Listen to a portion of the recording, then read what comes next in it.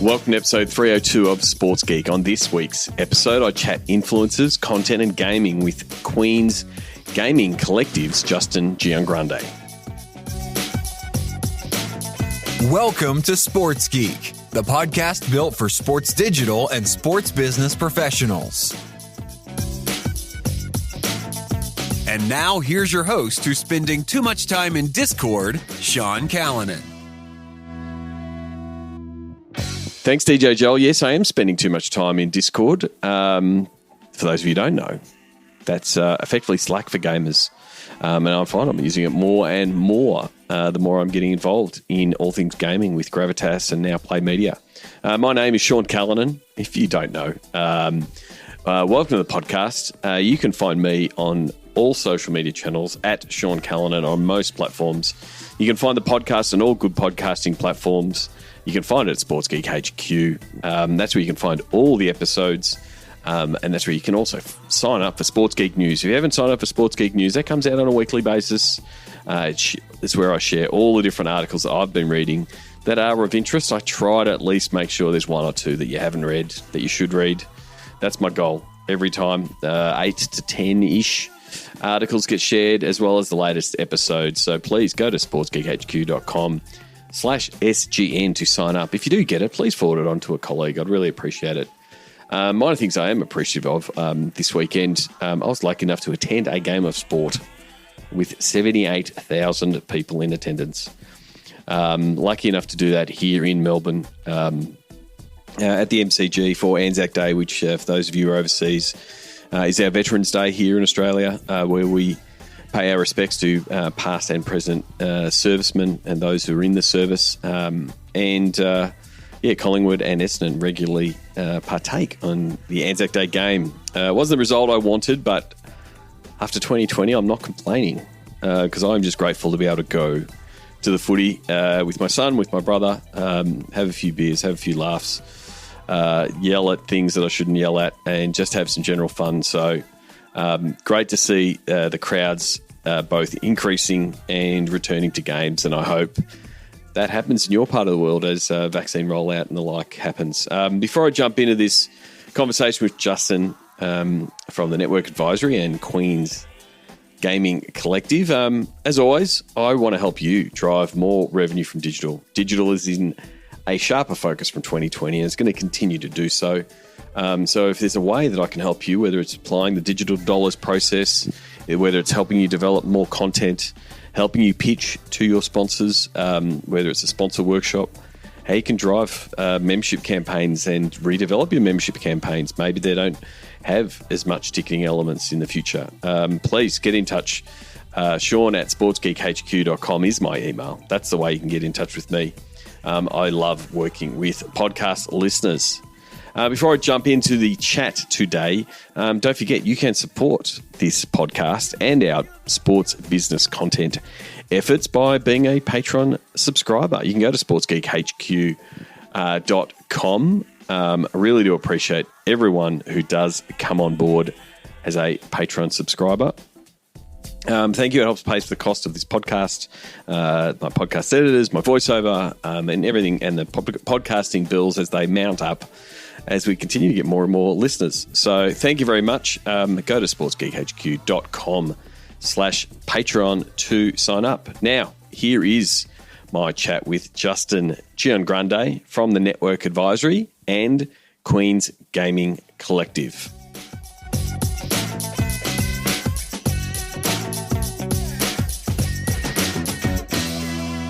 Very happy to welcome the CEO of the Network Advisory and co-founder and chairman of the Queen's Gaming Collective, Justin Giangrande. Welcome to the podcast. Thank you for having me, man. I really appreciate it. Excited to be on. Yes. So as I always do in asking people, how did you get your, first entry or foray into the world of sports? Well, my first, foray into sports was right place, right time. I always knew I wanted to go to a big football or basketball school, and I ended up going to University of Florida 2002 to 2006. And the 2005 basketball and 2006 football season, only time in college sports history where teams won both the basketball and football I was fortunate enough to meet a guy named Tim Tebow and be really close, get to know him, and built a relationship with him, which ended up keeping me there after I graduated, and I built some businesses. But that was my first experience of watching what an escalation or building a brand or career could really be. I was just really excited to be a part of it. We won another football national championship, another basketball. You can imagine we went 18 months without losing a national championship. So once I got that bug for being in sports, I was not leaving. And I ultimately moved out to LA and got into the agency business. So you've been in the agency business. How has that business changed, sort of working with athletes and then I guess that wider community from those early days for you and what that represented to sort of what it is starting to become now? Yeah, I mean, listen, when I first started, it was very traditional of, 2009, I ended up working for a place called Priority Sports. And, they were a full service NFL agency and basketball agency, but it was definitely more focused on the on field, right? And the actual contract. To see where we are, 12 years later, there's just as much importance, maybe even more, is put on off the field because the dollars are there. So, 2009. So that was early. That was like pre-social. There wasn't, Shaq was just getting on Twitter. So there were athletes were starting to build digital brands. You've been in that agency side for that whole piece. How has that been from trying to figure out those platforms, trying to figure out how, what athletes are doing? Probably seen a few athletes make a few mistakes on social media, but they've started to grow these audiences that have become powerful, and you've seen that money move from, you're a great on field performer and we'll put you in a TVC to you're doing great things on digital. You've sort of been on that side from an athlete and agency point of view. Yeah, listen, it's crazy to see the impact of social and digital. Yep. 2009, it didn't exist. Endorsement deals were done of guys going to take photos and then being placed on billboards and being, in-person signings, to now almost every endorsement deal is about what content am I creating and how big is your social reach, which is super interesting. I had another company I created called The Inclusive, and that was before I became a partner at Vayner Sports. And at that time, it was building digital and branding for athletes. 2011, 2010, Johnny Manziel was the hottest thing since sliced bread, and LeBron, and they split their marketing from their agency. And that was crazy for people to do that at that time. And now we know it's common, right? Talent has their marketing person, their digital person, their brand person, and the truth is athletes are those brands. So, I really feel like I've watched the evolution of these talents' careers, and it's really intriguing.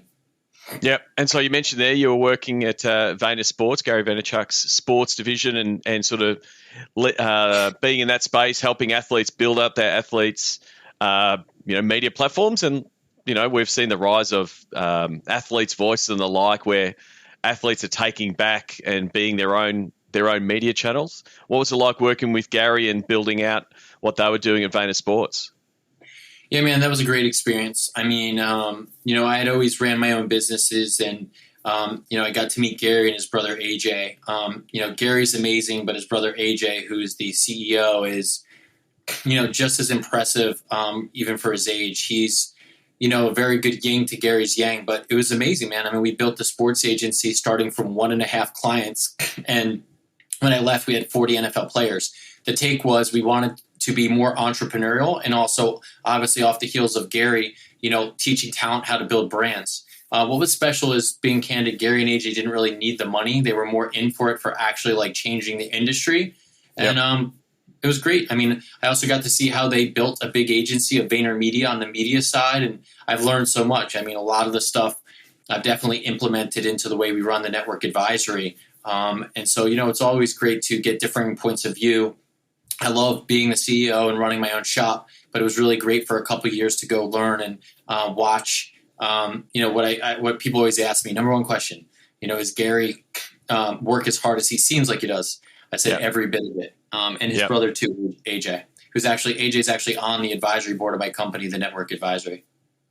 So the Network Advisory you're talking about now, that is your company now. What's the goal of the Network Advisory for this, new brand of athlete?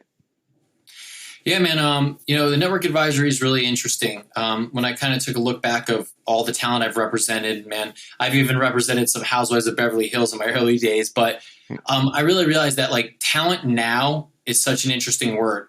People ask us, what kind of talent do we sign at the network advisory?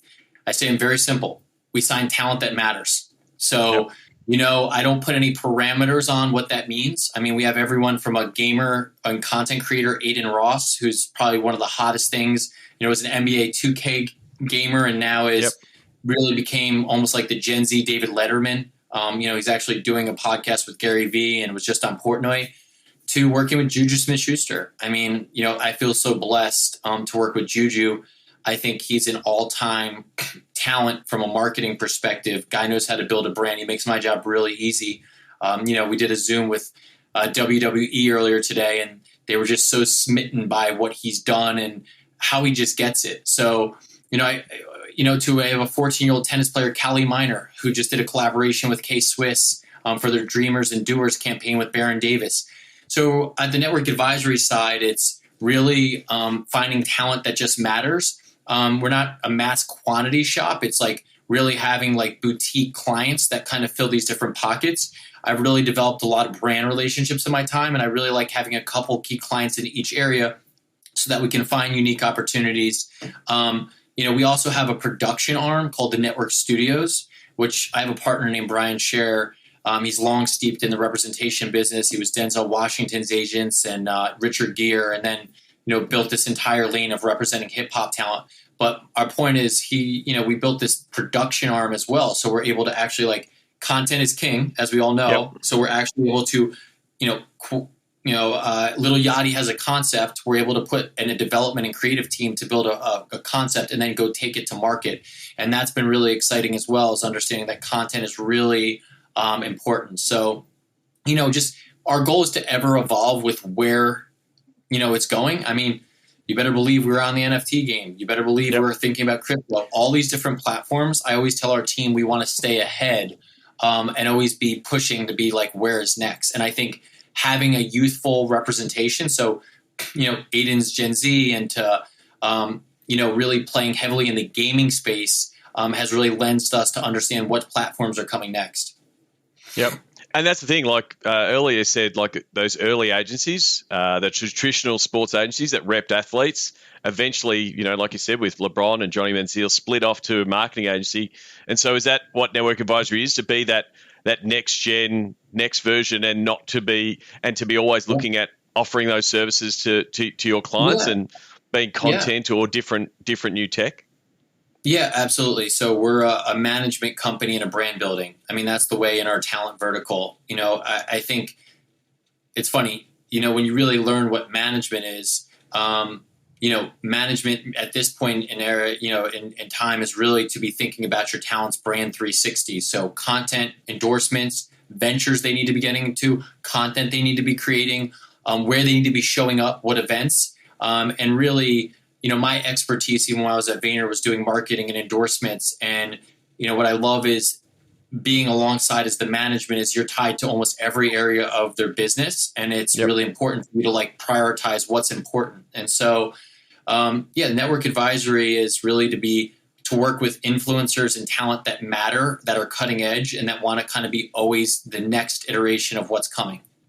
And how do you help match up the brands that are coming to your talent and make sure it has that authenticity? Is it talent and creator or athlete led, saying, I really love this product, I want to get more involved in this product? Or is it also brands being really attracted to a brand, to an athlete brand or what they've developed, or a bit of a mix of both? How do you get that balance right? Because when it's mismatched, it just doesn't work, and it's very easy to spot it online. I mean, honestly, it's getting to know your clients in the upfront. I mean, some of our clients we've had for years, some of the clients are newer, but I really think you wrapping a team around them and really getting to know them and just spending time. And, we have an onboarding questionnaire and they answer those questions. But one of my favorite questions to ask is any type of talent is, if you were to build your brand 10 years from now, who is the gold standard if you gave me 3? And then, by the way, if you gave me 3 people who are not who you would line up with, tell me who those are. Because that usually gives you a pretty good parameter of, Are they a Peloton guy or are they a Puma guy? Like all of those things, right? Are you Russell Wilson or are you Odell Beckham, right? Are you LeBron James or are you Michael Redd? Like all of those things, like trying to really wrap your head around that. As far as brands, luckily that a lot of the talent we work with, you know, a lot of the companies like to pick up your phone call. You know, when you're pushing smaller talent, it's not as easy. When you're working with a guy like Little Yachty, it's pretty easy. They pick up the phone. You know, we just did a deal with Discord, big deal that went down today. They used Little Yachty to be the face of their new Easy server for April Fools. And so if you log into Discord today, Little Yachty is the sound. Very proud. My partner Pete Basjan and Brian Scherer, we did that deal in collaboration with Quality Control, who's Yachty's record label. But you know, to us, you know, we talked to Discord. They said, look, and we're looking for a musical talent who's cross-generation. And I said, listen, Yachty is that guy. And, you know, yes, you know, it was a great deal, but it's also like, what does that do for his brand, right? Now that you've seen him in Discord and we know how big that is, like now he's, you know, you're going to see – I'm proud because that shows him just continuing to evolve with what the platforms are. Like you want to be cutting edge, understand where – is society going, right? And gaming is one of those big aspects. You know, we keep saying gaming, but really Twitch, Discord, all these platforms are really just always on content. All of it. It's just, if you're entertaining, you're entertaining, right? So, and teaching talent that, you know, there's so many major celebrities who think Twitch is, I'm sitting here competing with each other. I mean, no, you know, it's all about the entertainment value. And that's been a really big pleasure of really having the trust of our talent and really teaching them that we're really focusing on bringing high-end talent and celebrities and almost, you know, helping them integrate into the space and understand how much money there really is. You know, it's pretty interesting. You share an article about Travis Scott making $20 million from one event and everyone really pays attention real quick, right? Yeah. So especially once they understand that, just be you, you know, go play a game that you like. You know, biggest channel on Twitch is what? Just chatting. We all know this. So anyway, I went on a rant, but I'm really convinced that these gaming platforms are not just really even gaming. They're really just always on content. Well, that's the thing. I mean, Twitch is pivoting to being more than just gaming, and it is looking for different content. So you're right, just chatting is. But it's also the misconception when people go, they see streamers who are doing killer jobs and they're streaming every night and they're really, you know, embracing that Twitch grind. When you bring a celebrity in, they don't have to do that. It's more they'll do it when they want to do it. They want to show their personality, and it's more scheduled. It's not the same of every Friday night I'm going to tune in and see a big celebrity. But when they do it, you know, you want to be able to bring them in and have them understand that platform. And that's the education piece as much for your talent, but also for the viewers and the consumers on those platforms, because the way Twitch, you know, has been or was, is still going to continue to evolve, and it's going to be shaped by the talent and the creators. And so that's where I think the really interesting piece is as new players come into the gaming space, which does lead us into the Queen's Gaming Collective, which is something that you co-founded. What is? You want to tell us a little bit about Queen's Gaming Collective and why it started?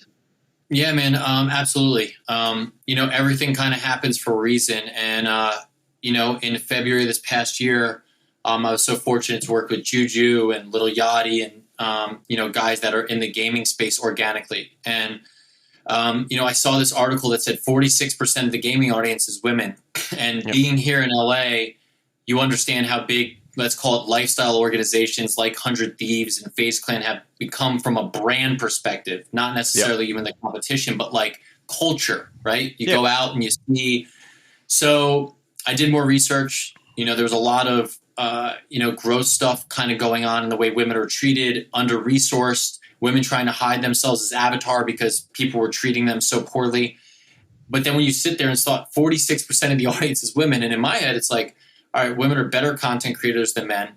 They drive purchasing habits. And I knew that there was going to be a huge shift of brands understanding that whether they wanted to be in gaming or not, they were going to start spending there. Why? It's a $172 billion industry with direct access for eyeballs.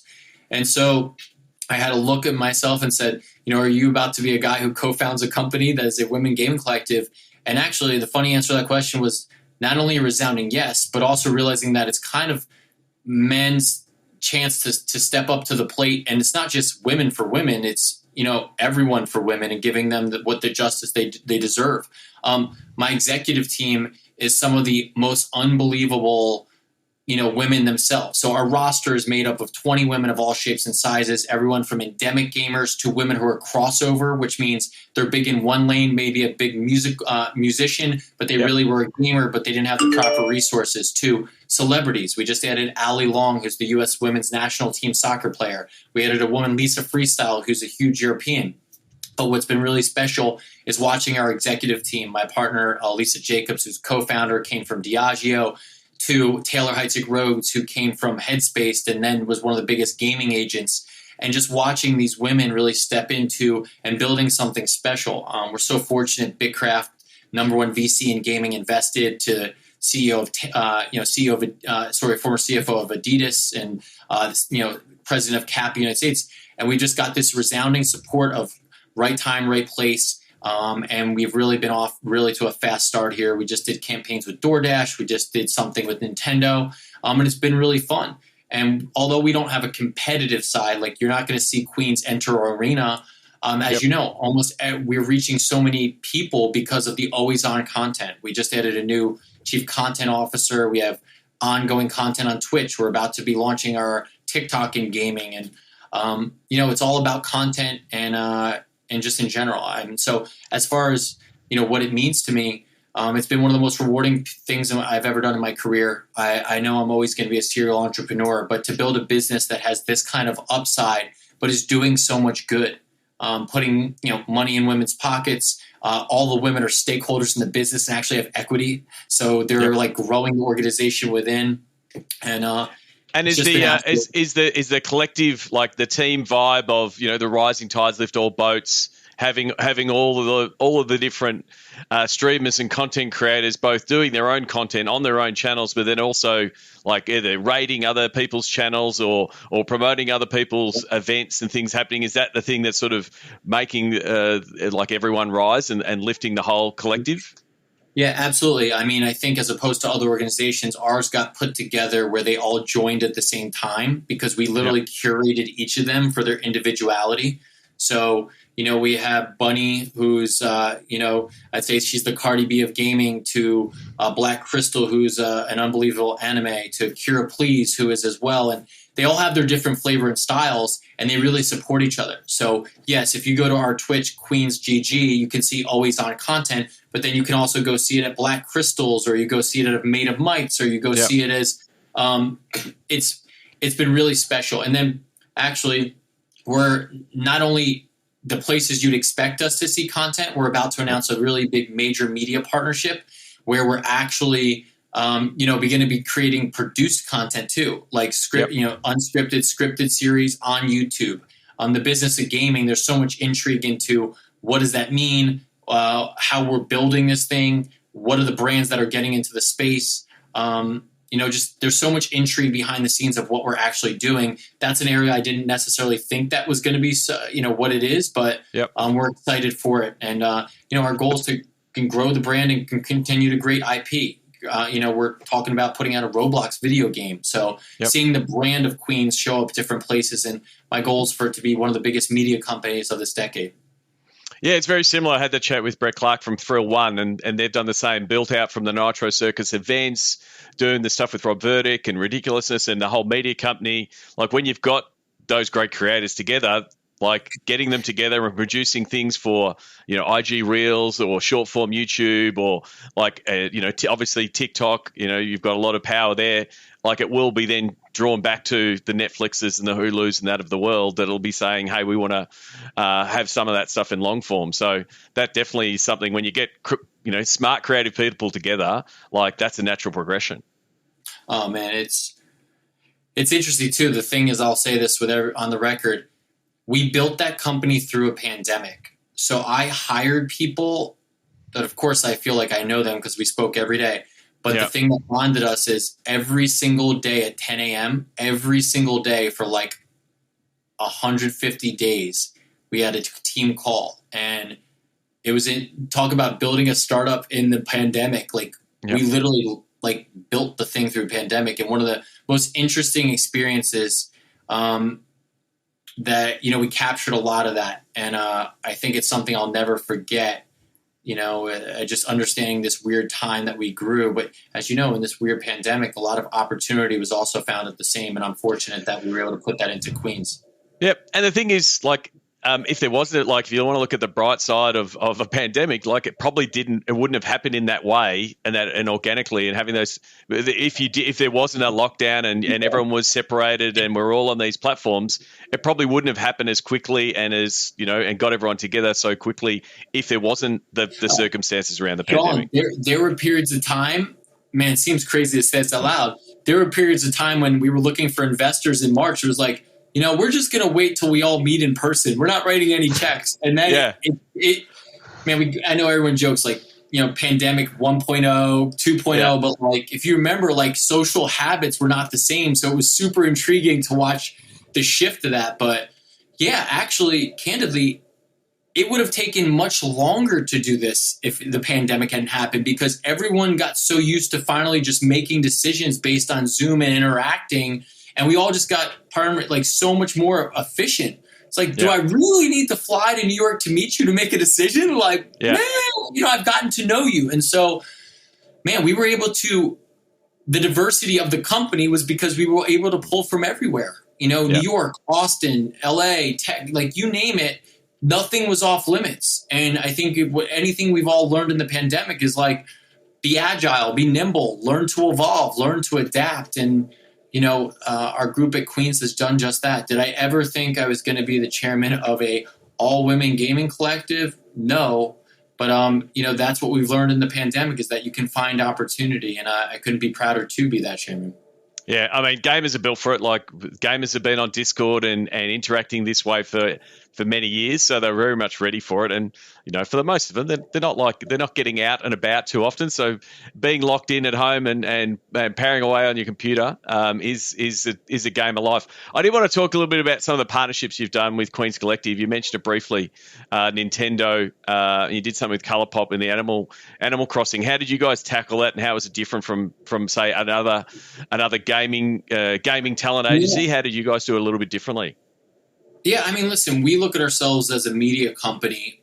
Inside that media company, you have to have a couple things. People keep saying, you're a talent agency. Well, the interesting thing is the only way to build the brand and build a media platform was to consolidate and have all these amazing women to come together, because brands didn't know how to reach that audience. And so the difference of Queens is, our team, kudos to our chief content officer, to Christina Chu, our head of business development.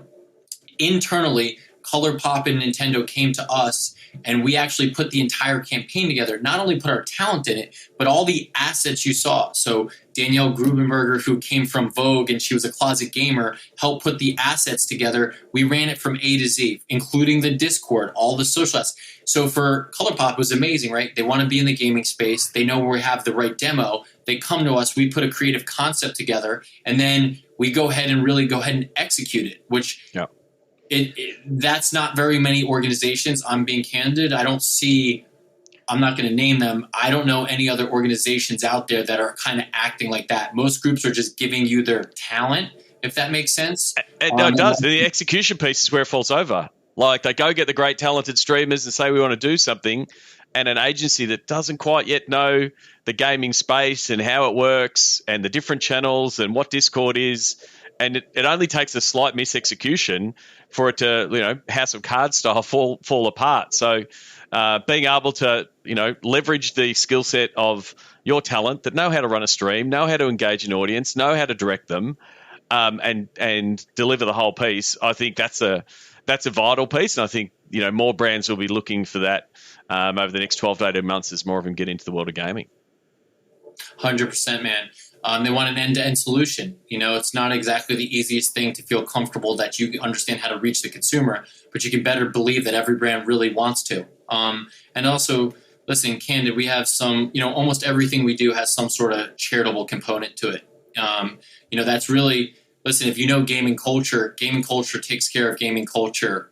They sniff out anything that's not unauthentic. So they really like to support each other, and there's a lot of charity streams. And man, it's I'm 37 years old, and it's been really interesting to learn something new over the past couple of years and watch where this is really going to go. gaming is $172 billion business. And I'm going to botch the stat, but it's like something of the amount of hours watched on Twitch in the past year was twice everything consumed on Netflix, HBO, Showtime. It's like, it's not even close. It's not even close. And so I just feel very lucky that we have something innovative that's also able to do something really good. Terrific. Where can people find, if they want to look up Queen's Gaming Collective, where are the best channels to find Queen's? Yeah, we're on Twitch, Queen's GG. We're on Instagram, Queen's GG. We're on Twitter, Queen's GG. Queen's GG. It's everywhere. Queen's GG, exactly. That's it. It makes it very easy. Here we go. I'm gonna switch it up with you. The website is queens.gg. So how about that? There you go. Terrific. Justin, I want to go to the Sports Geek closing 5. Do you remember the first sports event you ever attended? Yeah, man, it was a Yankees game with my father. I'll never forget it. I'm a diehard Yankees fan, so excited to see them. I know we just kicked off, I guess, today, and knock on wood, we're supposed to win again, but that's something that we share. Terrific. And you would have been to a few sports events in your time. Do you have a favorite food memory or a go-to food at a sports event? I'm a Green Bay Packers. Well, I guess I'm a Green Bay Packers fan and owner. I own a share of the Green Bay Packers. So congratulations. I'm a fan. I'm not a shareholder. Congratulations. We both share love for brats then. So I love a good brat from Green Bay. Terrific. What's the first app you open in the morning? Man, the first app it's my superhuman email. That's the first app I open in the morning. But the second one I use Chat Sports. I like the way it aggregates all my sports teams. The first one, I love my superhuman email. I'm not gonna lie. Yeah, no, I've people who do have superhuman email do nothing but rave about superhuman email. So it's like the CrossFit of email. I think once you're on superhuman email, you got to tell everyone about superhuman email. There's no going back. Well, most people that have superhuman have multiple companies. I have the network advisory in Queens, and it makes it very easy to go back and forth. So yes, terrific. Is there someone that you follow that you suggest the podcast listeners should follow, and why? Yeah, I love the Daily Snacks podcast. It's 15 minutes. These two funny guys. It's Robinhood underwrites it, but it's 15 minutes, and it explains the main 3 things that are happening in business in a very fun and digestible way. So the Daily Snacks podcast is really cool, and it's a really for people who are really busy and don't really have much time, it really gets you what you need to know. In a quick translation. It's a growing audio podcast space. It's sort of grown out of. It's longer than the Amazon flash briefing, but it's 7 to 9 to 10 to 15, 12 minutes that it's. I just want to know these things, and it's a bit of a recap of the day. It's a growing, I guess, podcast segment. I reckon. Yeah. Well, Sean, also too on that, on the network advisory, I'm kind of breaking news here. We're going to be launching a podcast network for a new market in the coming weeks here. Pretty big announcements, joint venture of ours with one of the biggest record labels in the world. And we're really excited about it, speaking to an audience. So, just because we're on the topic of podcasting, look out for that. We'll come back and let you guys know, but really excited because the podcast space has just exploded, as we all know. Justin, thank you very much for coming on the podcast. Hopefully, when travel bans are removed, we'll be able to catch up in real life and I'm in your part of the world. But thank you very much for coming on the podcast. Learn from the Sports Geek Amplify Season 1 cohort. Timo, Vlast, Stellar Algo, Ubi Park, and Zoof. For more, go to sportsgeekamplify.com. Thanks again to Justin from Queen's Gaming Collective. Go to queens.gg, which means good game if you have not figured that out by now. Please connect with him on LinkedIn. Please comment on the post and reach out to him to tell him that you've listened to the podcast. I really do appreciate when listeners pass on their feedback to guests of the podcast. Don't forget, Digital to Dollars is available. It can help you and your team or help you and your business. Let me know if we can help you bring in more money from what you're doing from digital. How it works, it's across 5 pillars. Know your audience, know your content, know your distribution. Those 3 set up your digital strategy. Who you're Who are you creating your digital content for? What type of content should you be creating, and what platforms you should be doing it on? That's the basis of Digital for Dollars. The final two pillars are specifically for the world of sports. Know your value. How do you come up with your rate card? How do you know what different components of digital assets that you're building and publishing are worth? And then the last piece is all the bow tying.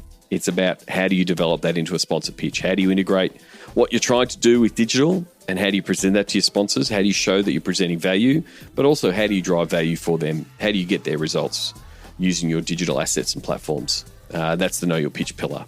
So the Digital Dollars works whether you're a league, a team, a stadium, an athlete, coach, or a personality, or even just a business. Like I said earlier, the first three work for any business. I've been doing that a little bit recently, working with different types of businesses around their digital strategy and developing their content plan and giving them a guide to say, these are the platforms you should be tackling. Here's some of the tools that we use at Sports Geek that you can use to tackle your digital strategy and really start nailing that. So get in touch. Sean at sportsgeekhq.com is my email. As always, you can simply go to sportsgeekhq.com, hit the button, book in a time for a phone call. Or what you can do, if you're not looking for that bigger project, you can just book in for a 2-hour Pick My Brain. Or it's a session that's driven by you, the agenda is by you. It can either be a one-on-one session with some of your key staff or with your digital team to review particular content that you're doing or a project that you've got coming up or a platform that you want to tackle. So I'm really enjoying the variety of conversations I'm having in the Pick My Brain sessions. It makes it really easy. You hit the button, pick a time that suits you, swipe the old credit card and book in for a chat. So go to sportsgeekhq.com/pickmybrain. Don't forget, if you haven't checked out the Sports Geek Amplify series, please do so. Go to sportsgeekamplify.com or just scroll down on your podcast feed in the app that you're currently at and check out those 5 episodes from Season 1. We're currently in the process of pre-production for Season 2. If you're a business that wants to be featured in the Sports Geek Amplify series for Season 2, please get in touch. And lastly, you can support our efforts in the podcasting space, in the newsletter space, in the Zoom call space, by becoming a Sports Geek Patreon. Thanks to Josh Treadwell, who recently signed up as a Patreon. Really do appreciate it, Josh. Until next episode, my name is Sean Callanan, and you've been listening to Sports Geek. We'd love your support on our Patreon campaign. Go to sportsgeekhq.com/Patreon. Have you listened to the Sports Geek Amplify series? Go to sportsgeekamplify.com to listen.